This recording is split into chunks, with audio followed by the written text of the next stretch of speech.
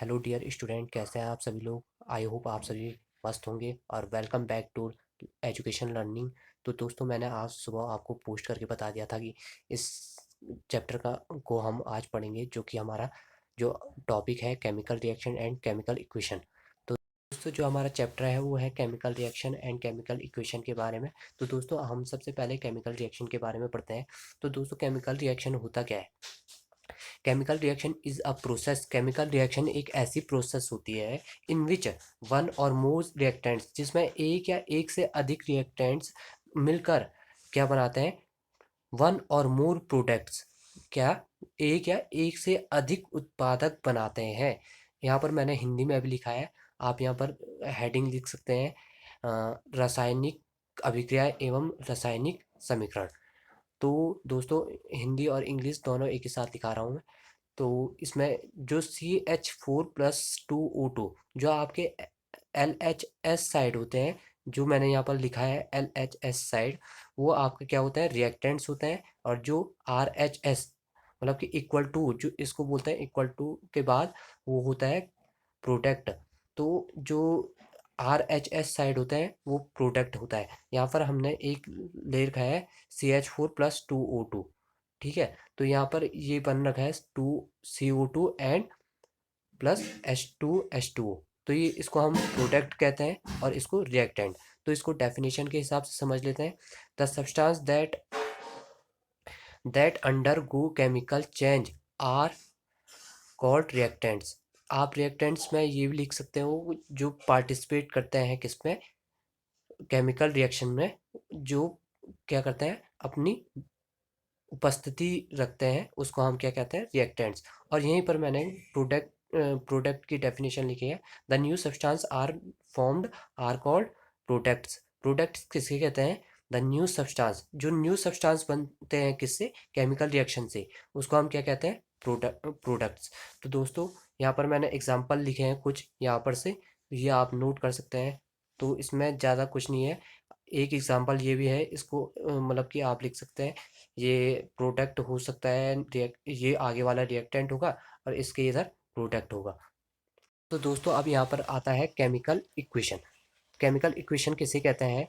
तो chemical equation can be represented by chemical equation, जिसको हम क्या करते हैं, केमिकल जो केमिकल रिएक्शन होती है उसको हम रिप्रेजेंट करते हैं किससे, केमिकल इक्वेशन से। इट इन्वॉल्व्स यूजेस, जो इसमें इन्वॉल्व्स होते हैं और जिसका यूज़ किया जाता है, वो क्या होता है, उस सब्सटेंस के सिंबल होते हैं।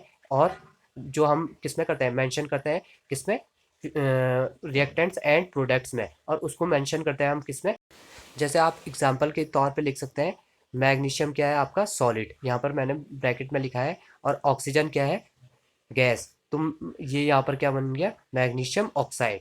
तो दोस्तों, हम यहाँ पर एक्वस सॉल्यूशन के बारे में पढ़ेंगे। It is a solution in which solvent in water, जो मतलब कि नमक और पानी को आप घोलते होंगे तो वो पूरी तरह से घुल जाता है, तो उसी को एक्वस सॉल्यूशन कहते हैं। यहाँ पर एग्जांपल लिखा है, sodium is a completely dissolve in water. जो सोडियम होता है वो कम्प्लीटली डिसॉल्व हो जाता है वाटर के साथ।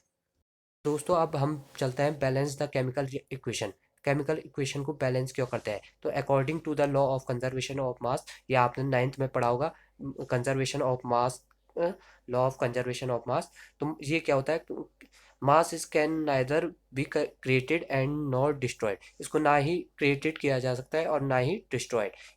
और यहाँ पर लिखा है, total mass of elements in present in a products is equal to the total mass of the elements in the reactants. जो रिएक्टेंट्स जितने जितना मास एलिमेंट्स का प्रेजेंट होगा प्रोडक्ट में, उतना ही इक्वल, मतलब कि उतना ही मास कहाँ होना चाहिए, रिएक्टेंट्स में प्रेजेंट होना चाहिए। तो यहाँ पर जैसे मैंने कई एग्जांपल करके हैं, तो दोस्तों आप इसको नोट कर सकते हैं, मैग्नीशियम ऑक्साइड का। तो दोस्तों, हम यहाँ पर पढ़ेंगे अब types of chemical reaction. Chemical reaction के जो टाइप्स हैं वो कितने प्रकार के होते हैं। सबसे पहले आता है हमारा कॉम्बिनेशन। कॉम्बिनेशन रिएक्शन किसे कहते हैं, देखिए, the reaction in which two or more reactants combine to form a single product.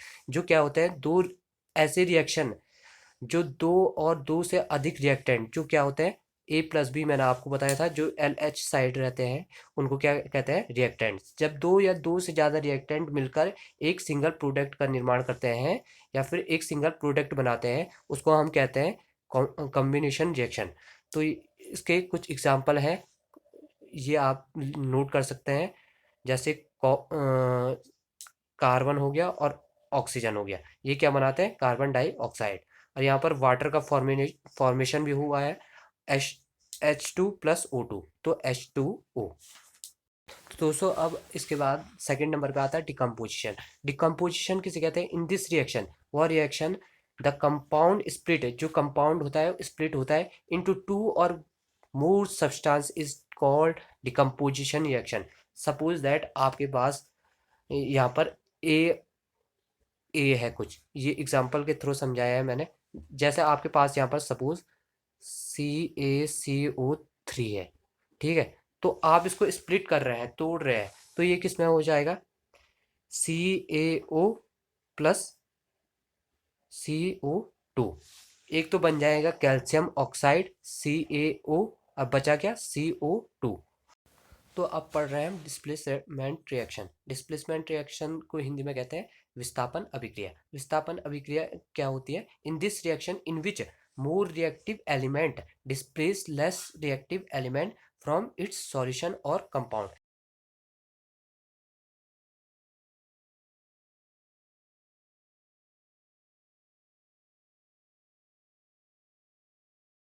Iron यहाँ पर मोर रिएक्टिव है और कॉपर यहाँ पर लेस रिएक्टिव है। कॉपर वाले अपने कंपाउंड को डिस्प्लेस कर देता है, मतलब छोड़ देता है, और Fe जो कॉपर के साथ जो कंपाउंड था उसके साथ जुड़ जाता है, तो रेडॉक्स रिएक्शन कॉपर हट ज़्यादा जाएगा, कुछ नहीं तो है, यहाँ पर क्या यहाँ बन पर जाएगा, आप लिख सकते हैं iron the sulphate. Combination of oxidation and reduction reaction are called redox reaction. यहाँ पर हम पढ़ेंगे रेडॉक्स, ठीक है, रेडॉक्स के बारे में पढ़ेंगे। यहाँ पर थोड़ा ऑक्सीडेशन और रिडक्शन इसी के अंदर आता है। तो यहाँ पर देखिए ऑक्सीडेशन रिएक्शन किसे कहते हैं, तो यहाँ पर the addition of oxygen to a sulphate substance, the removal of hydrogen from a substance. जहाँ पर क्या होता है, ऐड हो जाता है ऑक्सीजन और रिमूव क्या हो जाता है, हाइड्रोजन, तो उसको क्या कहते हैं, ऑक्सीडेशन। रिडक्शन रिएक्शन किसे कहते हैं, the addition of hydrogen to a substance, the removal of oxygen from a substance. जब एडिशन होता है किसका, हाइड्रोजन का, और रिमूव होता है ऑक्सीजन, तो उसको क्या कहते हैं, रिडक्शन रिएक्शन, ठीक है। तो यहाँ पर देखिए यहाँ पर है कॉपर ऑक्साइड और यहाँ पर क्या बन गया, कॉपर। तो यहाँ पर क्या हो रहा है, रिडक्शन, यहाँ पर से क्या हट रहा है, ऑक्सीजन हट रहा है। यहाँ पर दो टॉपिक है, एक्सोथर्मिक एंड एंडोथर्मिक, ये पूछा जाता है। तो एक्सोथर्मिक क्या होता है, reaction in which heat is release along with formation of product are called exothermic। जहाँ पर क्या होता है, हीट रिलीज होती है और क्या, किसी प्रोडक्ट का फॉर्मेशन होता है, तो उसको क्या कहते हैं, एक्सोथर्मिक।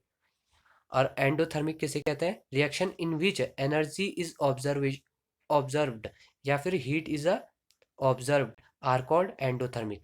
एंडोथर्मिक में क्या होता है, अपनी ओर शोषित कर लेता है एनर्जी को या फिर हीट को, तो इसको क्या कहते हैं, एंडोथर्मिक रिएक्शन।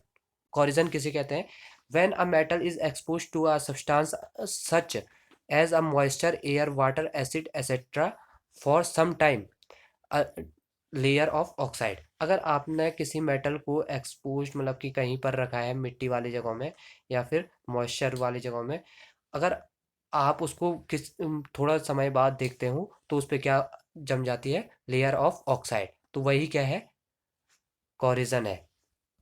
अब है हमारा रेंसिडिटी।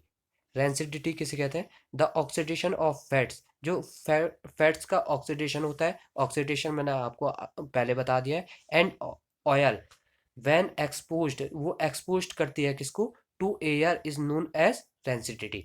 ये यहीं तक है, ज़्यादा लिखने की ज़रूरत नहीं है इसमें। तो आई होप आपको ये सब समझ में आया होगा, और आज की क्लास यहीं पर ख़त्म होती है।